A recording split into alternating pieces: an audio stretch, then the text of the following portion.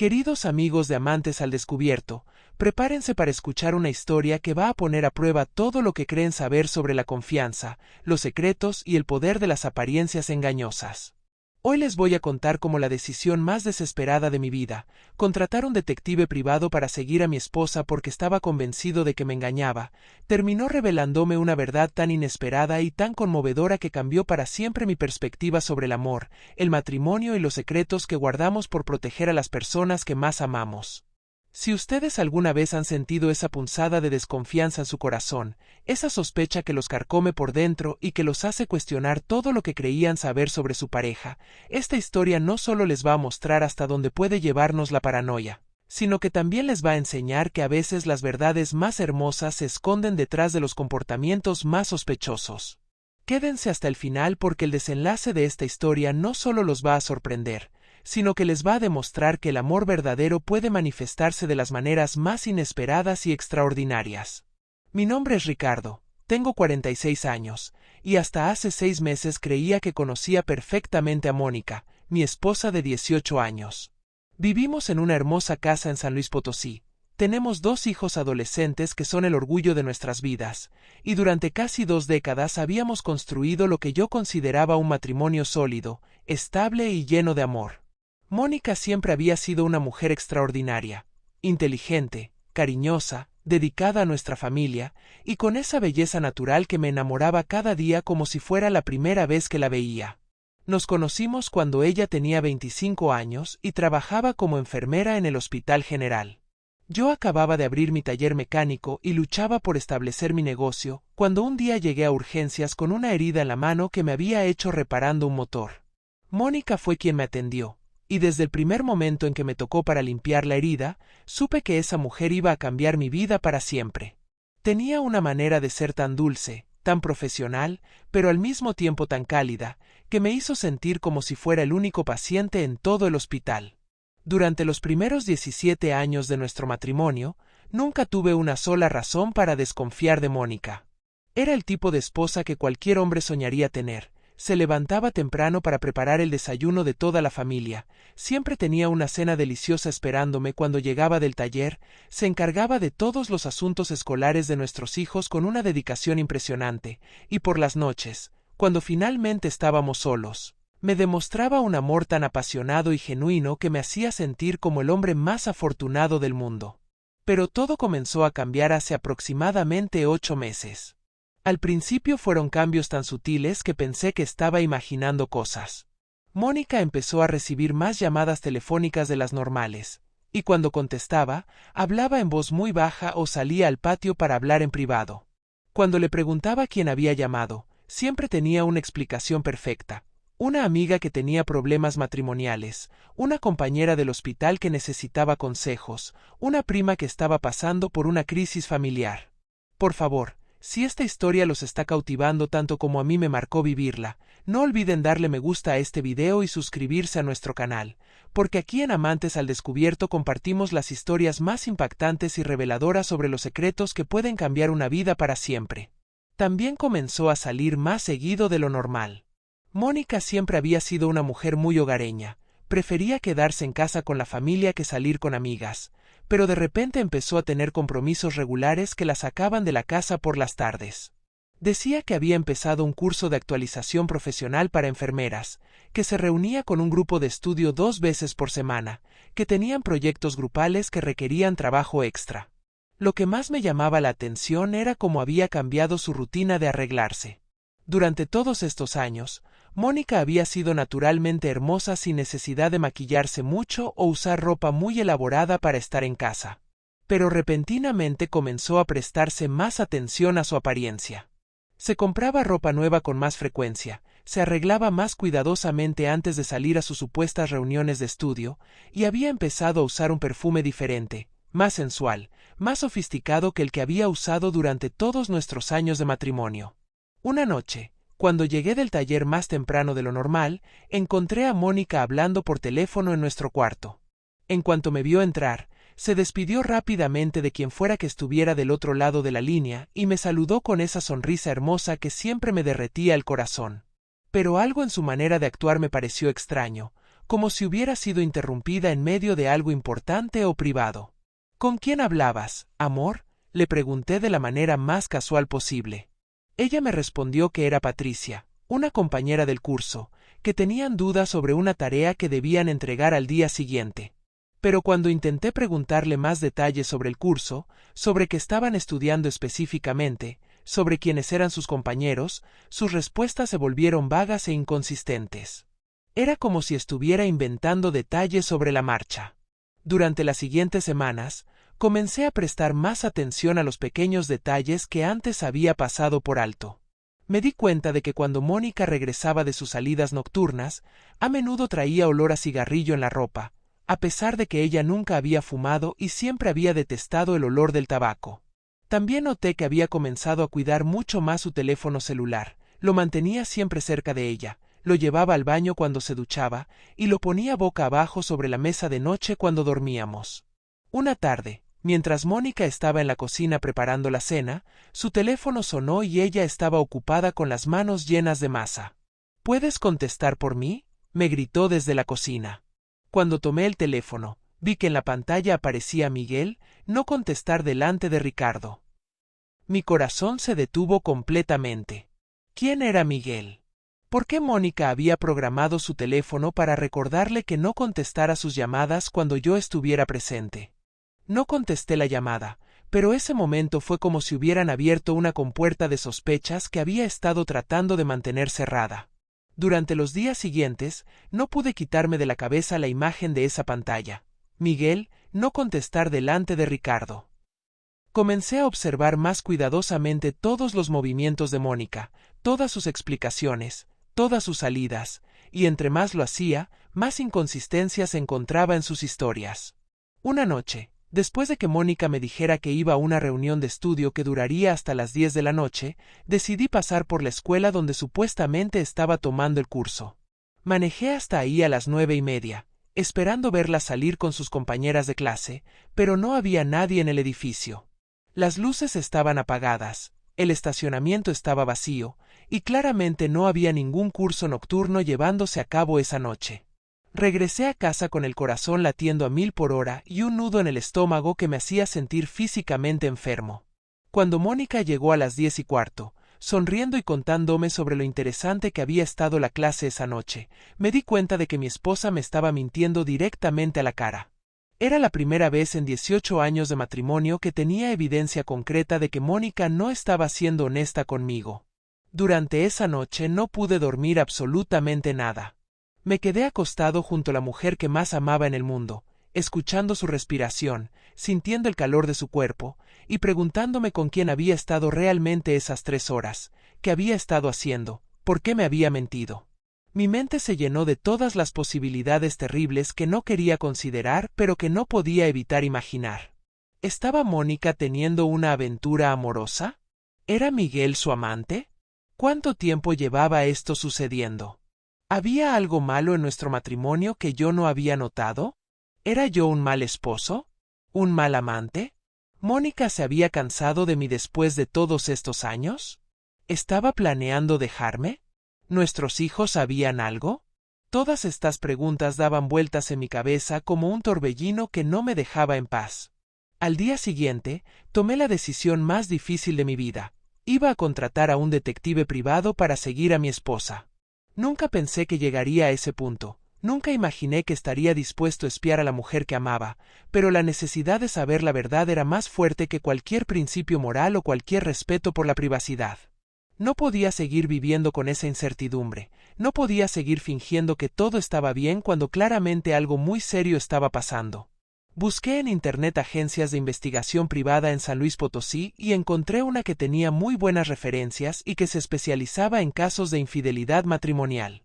El detective se llamaba Armando González, un hombre de aproximadamente 50 años con una experiencia de más de 20 años investigando casos similares al mío.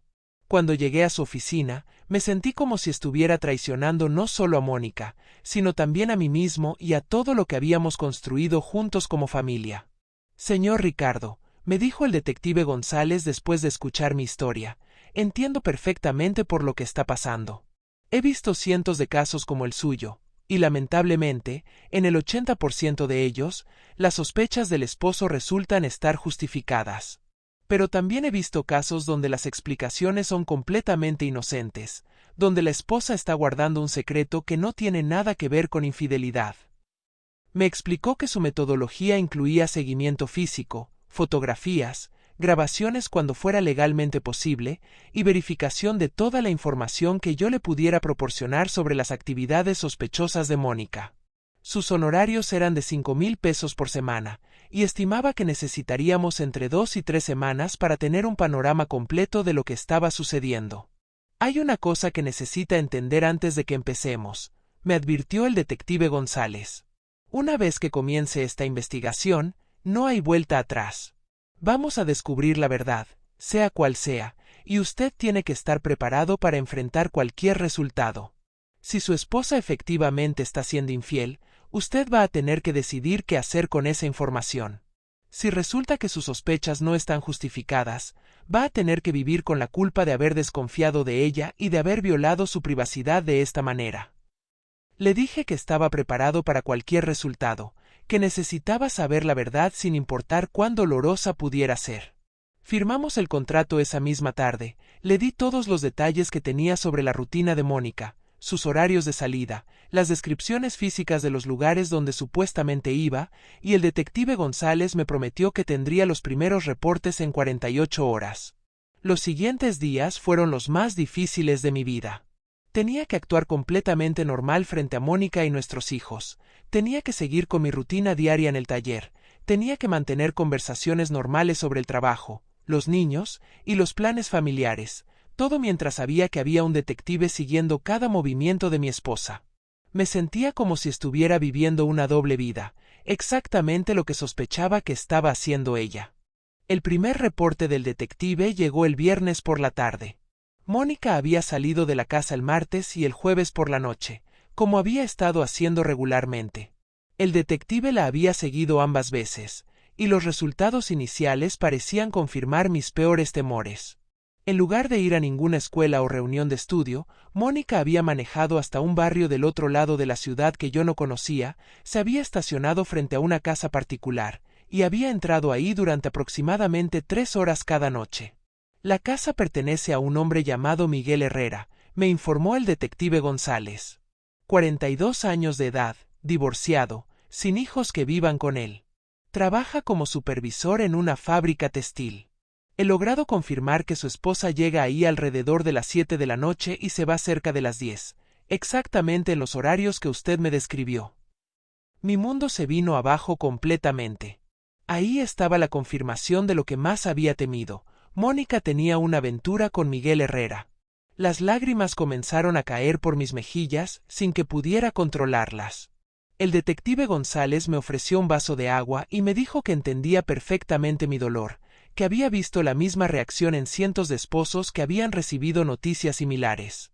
¿Qué más necesita saber?, le pregunté con voz quebrada. ¿Ya tenemos suficiente evidencia? El detective me explicó que aunque ya teníamos la información básica, necesitábamos más detalles para entender completamente la naturaleza de la relación entre Mónica y Miguel. Podríamos necesitar fotografías de ellos juntos, evidencia de contacto físico, una comprensión más clara de cuánto tiempo lleva esto sucediendo y qué tan seria es la relación. Durante el fin de semana, traté de actuar normalmente frente a Mónica, pero era casi imposible. Cada vez que me sonreía, cada vez que me abrazaba, cada vez que me decía que me amaba, lo único que podía pensar era en las 3 horas que había pasado en casa de Miguel el martes y el jueves anterior. Cuando hicimos el amor el sábado por la noche, no pude evitar preguntarme si ella estaba pensando en él, si estaba comparándome con él, si prefería estar con él. El lunes por la tarde recibí una llamada del detective González pidiéndome que fuera urgentemente a su oficina. Tengo información nueva que necesita ver inmediatamente, me dijo. El tono de su voz era diferente, más serio, más preocupado que antes. Cuando llegué a su oficina, tenía sobre su escritorio una serie de fotografías que me pidió que viera con cuidado. Las fotografías habían sido tomadas el domingo por la tarde, cuando yo creía que Mónica estaba en casa de su hermana ayudándola con unos arreglos. Las imágenes mostraban a Mónica llegando a la casa de Miguel, pero no estaba sola. Con ella había un joven que parecía tener alrededor de 25 años, alto, delgado, con facciones que me resultaron extrañamente familiares pero que no podía ubicar completamente. ¿Reconoce usted a este joven?, me preguntó el detective González. Le dije que me parecía familiar pero que no podía identificarlo con certeza. Es el hijo de Miguel Herrera, me explicó. Se llama David, tiene 26 años, y según mi investigación, no vive con su padre. Tiene su propio departamento del otro lado de la ciudad y trabaja como ingeniero en una empresa de construcción. Lo que más me perturbó de las fotografías era la manera en que Mónica interactuaba con este joven. Se veían muy cómodos juntos, caminaban tomados del brazo, y había algo en su lenguaje corporal que sugería una familiaridad que me resultaba completamente inexplicable. ¿Mónica estaba teniendo una aventura tanto con Miguel como con su hijo? ¿Era posible algo tan retorcido? Hay algo más que necesita saber, continuó el detective González. He estado investigando más profundamente los antecedentes de Miguel Herrera y su hijo David, y he descubierto información que podría cambiar completamente la perspectiva de esta situación. Me mostró una serie de documentos que había obtenido de registros públicos, certificados de nacimiento, registros matrimoniales, documentos de divorcio. Miguel Herrera estuvo casado durante 8 años con una mujer llamada Carmen Estrada, me explicó el detective. Se divorciaron hace 15 años, cuando su hijo David tenía 11 años de edad. Pero aquí está la información más interesante. Según estos documentos, Carmen Estrada cambió su nombre legalmente hace 18 años, antes de casarse con Miguel. Su nombre anterior era Carmen Morales. Mi corazón comenzó a latir de manera descontrolada. Morales era el apellido de soltera de Mónica. ¿Está usted sugiriendo que Carmen, la exesposa de Miguel, es pariente de mi esposa?, le pregunté, aunque una parte de mí ya estaba comenzando a entender hacia dónde se dirigía esta revelación. Estoy sugiriendo algo mucho más impactante, me respondió el detective González. Después de investigar más profundamente los registros familiares, creo que Carmen Morales, ahora Carmen Estrada, es la hermana mayor de su esposa Mónica. Y David Herrera no solo es el hijo de Miguel, sino también el sobrino de Mónica. Su hermana es la madre biológica del joven. El mundo se detuvo completamente a mi alrededor. Durante varios minutos no pude procesar lo que acababa de escuchar. ¿Mónica tenía una hermana de la que yo nunca había sabido nada? ¿Esta hermana había estado casada con Miguel y tenía un hijo que era sobrino de mi esposa?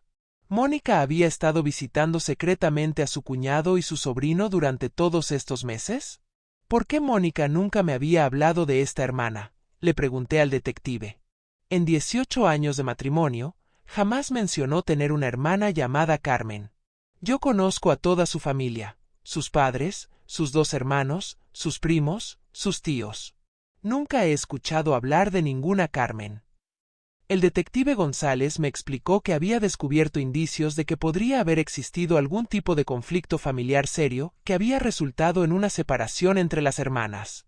Según los registros que he podido encontrar, Carmen dejó San Luis Potosí hace aproximadamente 20 años, justo antes de que usted conociera a Mónica.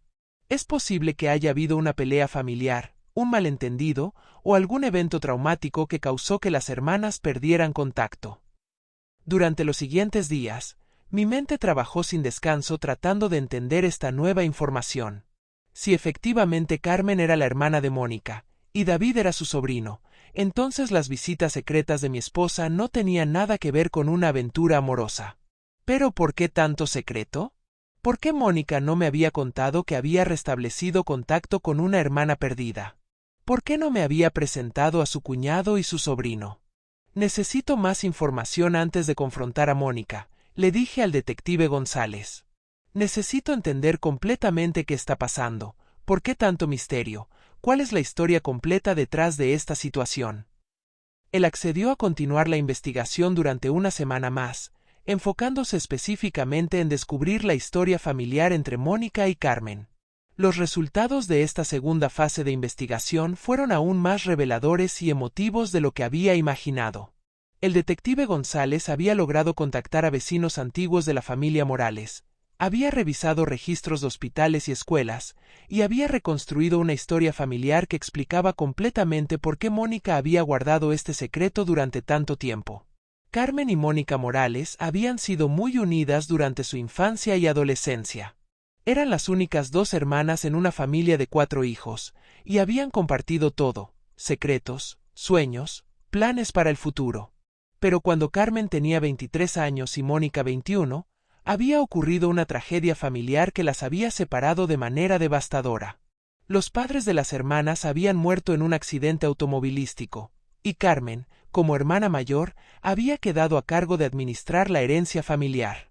La casa donde habían vivido toda su vida, una pequeña propiedad que los padres habían estado pagando durante años, y algunos ahorros que representaban el trabajo de toda una vida. Carmen había decidido vender todo y mudarse a otra ciudad para empezar una nueva vida lejos de los recuerdos dolorosos. Mónica, que en ese momento estaba estudiando enfermería y tenía planes de casarse con un joven al que había conocido en el hospital, había querido quedarse en San Luis Potosí. Había suplicado a Carmen que no vendiera la casa familiar, que esperara a que ella terminara sus estudios para que pudieran tomar la decisión juntas, que no destruyera todos los recuerdos de su infancia y su familia. Pero Carmen estaba destrozada por el dolor de la pérdida de sus padres y no podía soportar quedarse en una ciudad llena de recuerdos.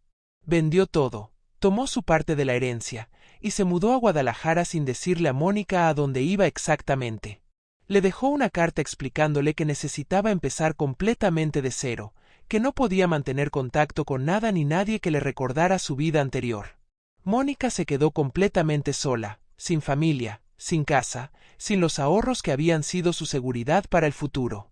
El joven con quien pensaba casarse la abandonó cuando se dio cuenta de que ya no tenía la estabilidad económica que había esperado.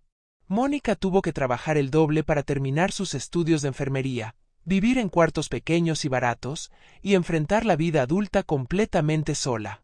Según la información que he podido reunir, me explicó el detective González, Mónica intentó durante varios años encontrar a su hermana. Contrató investigadores privados, buscó en registros públicos, contactó a conocidos mutuos, pero Carmen había desaparecido completamente. Cambió su nombre, se mudó varias veces, y efectivamente logró borrar cualquier rastro de su vida anterior. Fue hasta hace aproximadamente un año que Carmen, ahora divorciada y con su hijo David ya adulto, había decidido buscar a Mónica. Había contratado a su propio detective privado, había encontrado nuestra dirección, y había comenzado a observar desde lejos la vida que su hermana había construido durante todas estas décadas de separación. Carmen había descubierto que Mónica estaba casada, que tenía hijos, que había logrado construir la familia estable y feliz que siempre había soñado tener, continuó el detective. Pero también se sentía culpable por haberla abandonado hace tantos años, y tenía miedo de que Mónica la rechazara o que su aparición repentina causara problemas en su matrimonio. Así que Carmen había comenzado a contactar a Mónica de manera indirecta. Las llamadas misteriosas que yo había notado eran de Carmen, quien usaba el nombre de Miguel, su exesposo, para que yo no sospechara si alguna vez contestaba el teléfono.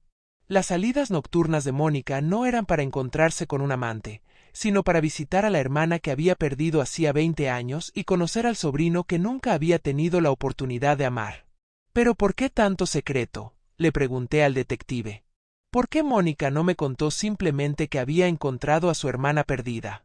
Yo habría estado feliz por ella, la habría apoyado completamente en reconstruir esa relación familiar. El detective me explicó que había una razón muy específica y dolorosa para tanto misterio. Carmen estaba enferma. Había sido diagnosticada con cáncer de mama 6 meses atrás, y los doctores le habían dado un pronóstico de vida de aproximadamente un año. Carmen había buscado a Mónica porque quería reconciliarse con ella antes de morir, quería que su hijo David conociera a su tía y a sus primos, quería reparar la fractura familiar que había causado hace 2 décadas. Pero Carmen también había pedido específicamente a Mónica que no le dijera nada a su familia sobre la enfermedad hasta que ella estuviera lista. No quería ser vista como una carga, no quería que la compasión fuera la razón principal de la reconciliación, quería tiempo para reconstruir genuinamente la relación con su hermana antes de revelar la urgencia médica de la situación. Mónica había estado cumpliendo esa petición, pero la situación la estaba destrozando emocionalmente. Estaba dividida entre el respeto por los deseos de su hermana y la necesidad de honestidad con su esposo. Había comenzado a planear revelarme toda la verdad una vez que Carmen se sintiera lista para conocer oficialmente al resto de la familia. Las noches que su esposa pasa en casa de Miguel no son románticas, me explicó finalmente el detective González. Son reuniones familiares donde Mónica está conociendo a su cuñado, creando una relación con su sobrino David y pasando tiempo de calidad con la hermana que creyó haber perdido para siempre. Miguel las acompaña porque aunque está divorciado de Carmen, siguen siendo amigos y él entiende la importancia de esta reconciliación familiar. Cuando el detective González terminó de contarme toda esta historia, me quedé sentado en su oficina durante más de una hora, simplemente procesando toda la información. La mujer que había sospechado de infidelidad no solo era completamente inocente, sino que había estado viviendo una de las experiencias más hermosas y dolorosas de su vida: reconstruir una relación familiar que había perdido por décadas, mientras al mismo tiempo enfrentaba la realidad de que esa hermana recuperada estaba muriendo. Me sentí como el peor esposo del mundo.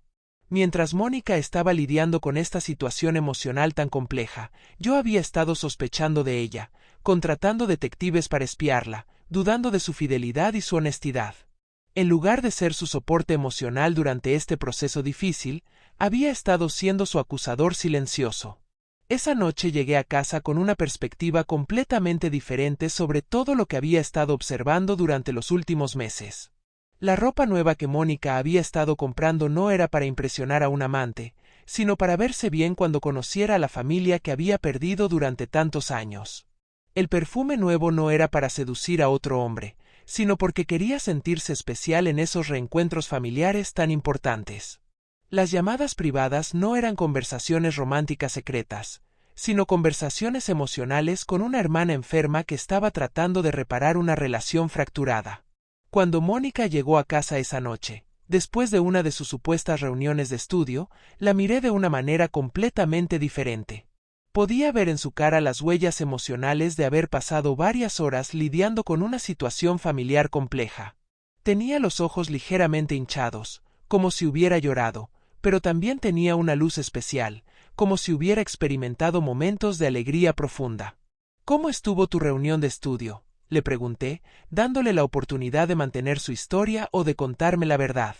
Ella me miró por un momento largo, como si estuviera decidiendo algo importante, y después suspiró profundamente. Ricardo, me dijo con voz temblorosa, hay algo que necesito contarte. Algo que debí haberte dicho hace meses, pero no sabía cómo explicártelo sin complicar toda nuestra vida familiar. Se sentó junto a mí en el sofá de la sala, tomó mis manos entre las suyas, y comenzó a contarme exactamente la misma historia que el detective González me había revelado esa tarde. Me contó sobre Carmen, sobre la separación que había ocurrido después de la muerte de sus padres, sobre los años de búsqueda infructuosa, sobre el contacto reciente, y finalmente, con lágrimas cayendo por sus mejillas, me reveló la enfermedad de su hermana. Carmen está muriendo, Ricardo, me dijo sollozando. Y yo no sé cómo manejar esta situación. Estoy feliz de haberla encontrado, pero al mismo tiempo estoy destrozada porque sé que la voy a perder otra vez muy pronto. En ese momento me di cuenta de que tenía dos opciones. Podía confesarle que había contratado un detective para espiarla y así revelar mi desconfianza y mi falta de fe en nuestro matrimonio, o podía simplemente apoyarla como el esposo que debía haber sido desde el principio, sin mencionarle nunca mi investigación privada. Elegí la segunda opción. La abracé fuertemente, le dije que entendía perfectamente por qué había mantenido el secreto, y le prometí que íbamos a enfrentar esta situación familiar juntos como el equipo que habíamos sido durante 18 años. Quiero conocer a Carmen y a David, le dije. Quiero que nuestros hijos conozcan a su tía y a su primo. Quiero que Carmen sepa que tiene una familia completa aquí que la va a amar y apoyar durante el tiempo que le quede. La primera vez que conocí a Carmen fue una experiencia profundamente emotiva. Era evidente que ella y Mónica habían sido muy unidas, porque se parecían no solo físicamente sino también en su manera de hablar, de reír, de expresar cariño. Carmen era una mujer hermosa a pesar de la enfermedad, con una fortaleza y una sabiduría que hablaban de todo lo que había vivido durante estas 2 décadas de separación. David, su hijo, Resultó ser un joven extraordinario. Inteligente, trabajador, con valores sólidos y una personalidad cálida que inmediatamente conectó con nuestros hijos. Era evidente que Carmen había sido una excelente madre, a pesar de haber criado a su hijo como madre soltera después de su divorcio de Miguel. Durante los siguientes meses, Carmen se convirtió en una parte integral de nuestra familia. Venía a cenar a nuestra casa al menos una vez por semana. Nuestros hijos la adoraron desde el primer día, y Mónica recuperó esa alegría especial que solo puede venir de tener una relación familiar sólida y amorosa. Carmen y yo también desarrollamos una relación hermosa. Ella se convirtió en la hermana mayor que nunca había tenido, y yo me convertí en el cuñado protector que ella había necesitado durante todos estos años. Pero la enfermedad de Carmen progresó más rápidamente de lo que los doctores habían predicho. En lugar del año de vida que le habían dado inicialmente, Carmen falleció 6 meses después de que yo la conocí. Fueron 6 meses intensos, llenos de amor familiar, de conversaciones profundas, de recuerdos compartidos, y de la alegría que viene de saber que habíamos aprovechado completamente el tiempo que tuvimos juntos. El funeral de Carmen fue una de las experiencias más dolorosas pero también más hermosas de mi vida. Ver a Mónica despedirse de la hermana que había recuperado y perdido otra vez fue desgarrador, pero también pude ver lo agradecida que estaba de haber tenido esos meses finales de reconciliación y amor familiar. David se quedó con nosotros durante varias semanas después del funeral, y eventualmente decidió mudarse a San Luis Potosí para estar más cerca de la familia que había encontrado. Ahora, casi un año después de que contraté a aquel detective privado, puedo decir que esa decisión desesperada terminó llevándome hacia una de las experiencias más hermosas de mi vida. Aunque mis sospechas estaban completamente equivocadas, la investigación me permitió conocer una historia familiar extraordinaria que de otra manera habría permanecido oculta hasta que fuera demasiado tarde. Mónica nunca supo que yo había contratado un detective para seguirla. Decidí guardar ese secreto porque creo que habría sido innecesariamente doloroso para ella saber que había dudado de su fidelidad durante uno de los periodos más difíciles de su vida. En lugar de eso, elegí enfocarme en ser el esposo suportivo que ella necesitaba durante esos meses finales con Carmen. David se ha convertido en el hijo mayor que nunca tuvimos. Nuestros hijos lo ven como su hermano mayor, y él los ama como si fueran sus hermanos menores biológicos. Mónica tiene en él un pedazo viviente de su hermana, y yo tengo un hijo adulto que me respeta y me ama como si fuera su segundo padre. La experiencia también cambió profundamente mi perspectiva sobre la confianza en el matrimonio. Me di cuenta de que las sospechas y la paranoia pueden envenenarnos más que la realidad, sin importar cuál sea esa realidad. Durante meses viví en un infierno de dudas y desconfianza, cuando la verdad era una historia hermosa de amor familiar y reconciliación. También aprendí que los secretos en un matrimonio no siempre son maliciosos o destructivos. A veces las personas que más amamos guardan secretos para protegernos, para proteger a otros, o porque están lidiando con situaciones emocionales complejas que necesitan tiempo para procesar antes de compartirlas. Si pudiera dar un consejo a cualquier persona que esté pasando por sospechas similares a las que yo viví, sería este: antes de contratar detectives o de hacer acusaciones, hablen directamente con su pareja. Denle el beneficio de la duda. Pregúntenle directamente si hay algo que los esté preocupando, si hay algún problema que puedan resolver juntos, si hay alguna razón por la cual su comportamiento ha cambiado. En mi caso, si hubiera confrontado a Mónica directamente con mis preocupaciones, ella probablemente me habría contado la verdad semanas antes. Habríamos podido enfrentar la situación de Carmen juntos desde el principio, yo habría podido conocerla más pronto, y habríamos tenido más tiempo como familia extendida. Pero también entiendo que cada situación es diferente, y que a veces las sospechas están justificadas. Lo importante es encontrar el equilibrio entre protegerse uno mismo y confiar en la persona que elegimos como compañero de vida. El matrimonio requiere un nivel de fe mutua que puede ser vulnerable, pero que también es la base de toda relación auténtica y duradera. Queridos amigos de Amantes al Descubierto, esta historia me enseñó que el amor verdadero a veces se expresa de maneras que no entendemos inmediatamente. Mónica demostró su amor por mí manteniendo un secreto que habría podido complicar nuestras vidas durante un periodo muy delicado. Demostró su amor por Carmen respetando sus deseos de privacidad hasta que estuviera lista para conocer a toda la familia. y demostró su amor por nuestros hijos protegiéndolos de una situación emocional compleja hasta que ella misma la hubiera procesado completamente. La próxima vez que sientan que algo extraño está pasando en su relación, antes de asumir lo peor, consideren que tal vez su pareja esté lidiando con algo difícil y necesite su apoyo en lugar de sus sospechas. Denle el espacio y la confianza para que pueda compartir con ustedes lo que está viviendo cuando se sienta listo para hacerlo. Y si después de intentar la comunicación directa y honesta siguen teniendo dudas fundadas, entonces tomen las medidas necesarias para proteger su bienestar emocional.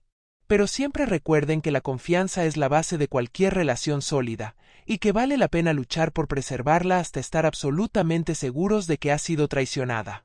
En mi caso, contratar a aquel detective me costó 15,000 pesos y varias semanas de agonía emocional, pero indirectamente me llevó hacia una de las bendiciones más grandes de mi vida. Una familia extendida llena de amor, un hijo adoptivo maravilloso, y una apreciación renovada por la mujer extraordinaria que elegí como mi compañera de vida hace 18 años.